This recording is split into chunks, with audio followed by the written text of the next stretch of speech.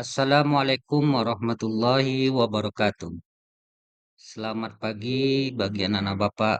Pada pertemuan pada pagi hari ini kita akan membahas tentang Asmaul Husna Al-Qawiyyu dan Al-Qayyum. Sebelum itu, pada pertemuan di kelas 5 ini kita akan membahas lebih lanjut tentang Al-Qawiyyu dan Al-Qayyum. Baiklah, anak-anak Bapak sekalian, pada kesempatan kali ini kita lanjut pembahasan kita memahami Asmaul Husna Al-Qawiyyu dan Al-Qayyum. Selamat datang, hari ini kita akan membahas dua sifat Allah yang indah dan penting, kemudian Al-Qawiyyu dan Al-Qayyum. Kemudian definisi Al-Qawiyyu dan Al-Qayyum. Al-Qawiyyu adalah Maha kuat. Kekuatan Allah Subhanahu wa taala tak terbatas dan meliputi segalanya. Kemudian Al-Qayyum berarti Maha berdiri sendiri. Allah Subhanahu wa taala tidak bergantung kepada siapapun dan selalu ada tanpa henti. Kemudian makna Al-Qawiyyu dan Maha kuat. Kekuatan Allah itu tak terbatas, mengatasi semua kesulitan dan mengatasi semua hal. Pemberian dan kekuasaan Allah memberikan kekuatan kepada siapa saja yang Dia kehendaki. Sumber segala kekuatan Allah Subhanahu wa taala adalah bersumber kekuatan bagi segala sesuatu dari segala semesta, dari alam semesta hingga makhluk hidup. Makna Al-Qayyum Maha berdiri sendiri. Kemudian terpendam dan mandiri atau independen dan mandiri. Allah Subhanahu wa taala tidak membutuhkan siapapun dan tidak tergantung kepada sesuatu dan selalu ada. Kemudian sumber keberadaan Allah Subhanahu wa taala itu adalah sumber keberadaan bagi semua yang ada. Dia adalah pencipta dan pemelihara. Kemudian kekal dan abadi. Allah Subhanahu wa taala selalu ada tanpa awal dan akhir dan tidak ada pernah lenyap.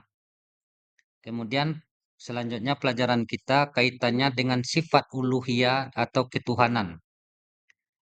Yang pertama Maha berkuasa. Sifat Al-Qayyum menegaskan bahwa Allah Subhanahu wa taala adalah Tuhan yang berkuasa atas segalanya. Yang kedua Maha pengatur. Allah Subhanahu wa taala mengatur segala sesuatu dengan sempurna, tidak ada yang luput dari pengawasannya. Lanjut, yang ketiga sumber kebenaran. Allah Subhanahu wa taala adalah sumber kebenaran, segala hukum dan aturan berasal darinya.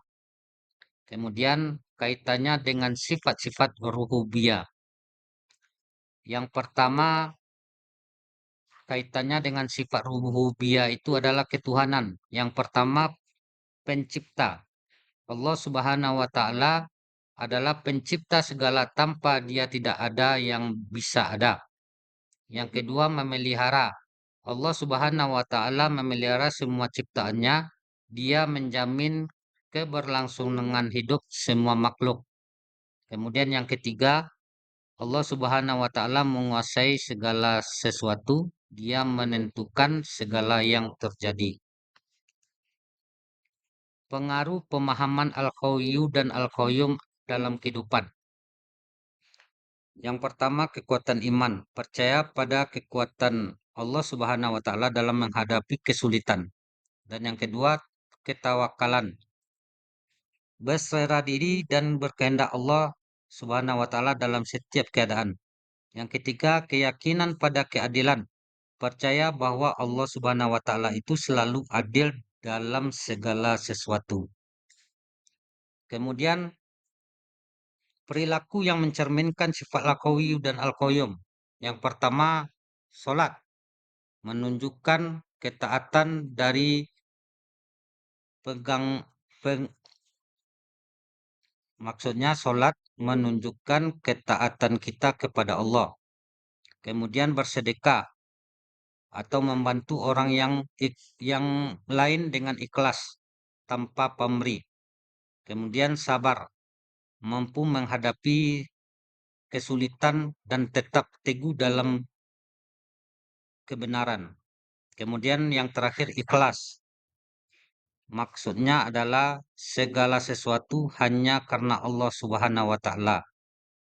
Kemudian yang selanjutnya dari pelajaran kita Al-Qawiyu dan Al-Qayyum itu, kita ambil kesimpulan bahwa memperkuat iman dan ketakwaan. Memahami sifat Al-Qawiyu dan Al-Qayyum memperkuat iman dan ketakwaan kita dengan memahami kekuatan Allah Subhanahu wa taala dan bahwa Dia selalu ada. Kita akan lebih tenang dan teguh dalam menghadapi segala hal. Mungkin pada pertemuan kita kali ini hanya itu yang dapat Bapak saya sampaikan. Kalau ada kekurangan, mohon maaf. Kalau terima kasih atas segala perhatian. Mohon maaf atas segala kekurangan. Billahi fissabil haq fastabiqul khairat. Wassalamualaikum warahmatullahi wabarakatuh.